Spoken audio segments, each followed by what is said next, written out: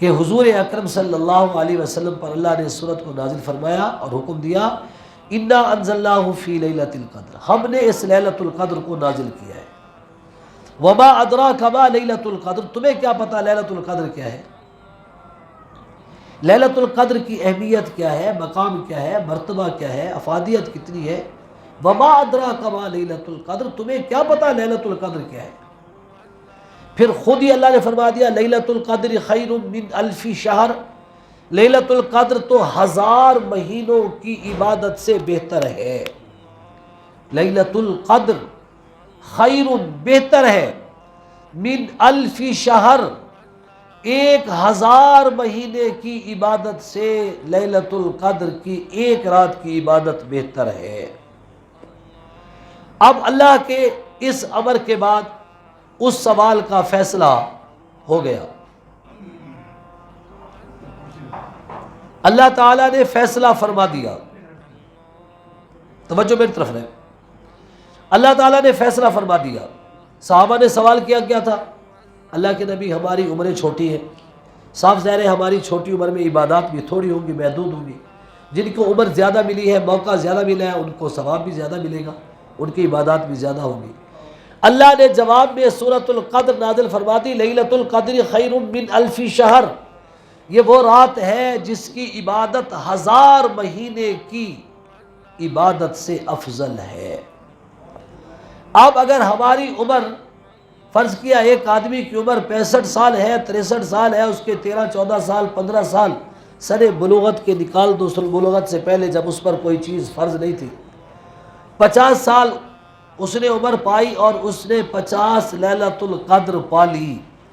ایک لیلۃ القدر 1000 مہینے سے افضل ہے، تقریباً 83 سال کے برابر ہے، 83 سال۔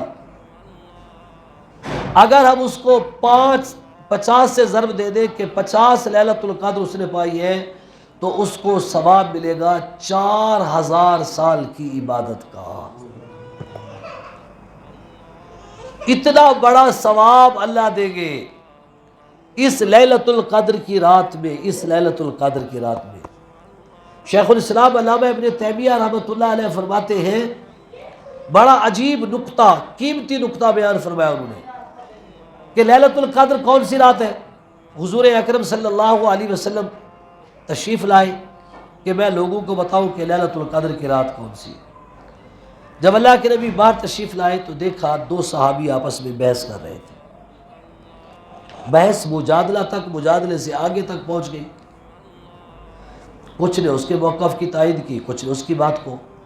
اللہ کے نبی اس کو دیکھا، آپ نے اس بکھیڑے کو دیکھا، اللہ تعالیٰ نے آپ کے ذہن سے لیلۃ القدر کے مقام کو، لیلۃ القدر کی رات کو ذہن سے نکال دیا، محو کر دیا۔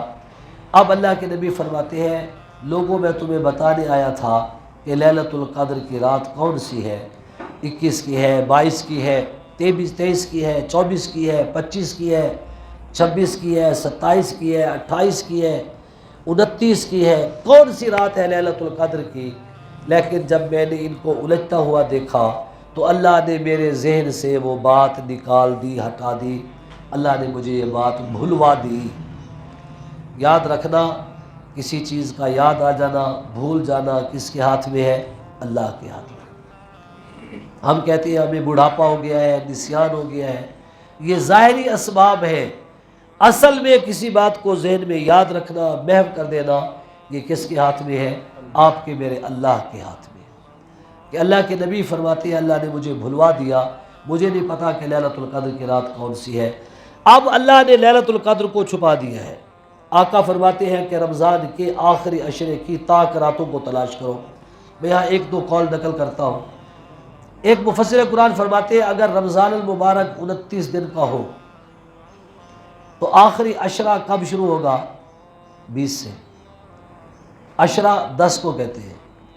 اگر رمضان کی ٹوٹل گنتی 29 دن تک محدود رہ گئی تو آخری عشرہ ہوگا 20 سے لے کر 29 تک۔ 20 21 22 23 24 25 26 27 28 29، 10 دن 29 کو بن جائیں گے۔ اگر رمضان 30 کا ہوا تو 21 سے 10 دن بنے گے، اب ہم نے دیکھ لیا کہ آخری عشرے کی طاق راتیں، اگر رمضان 29 کا ہے تو پھر طاق راتیں بنے گی 20، 22، 24، 28۔ اگر رمضان 30 کا ہے تو 21، 23، 25، 27، 29۔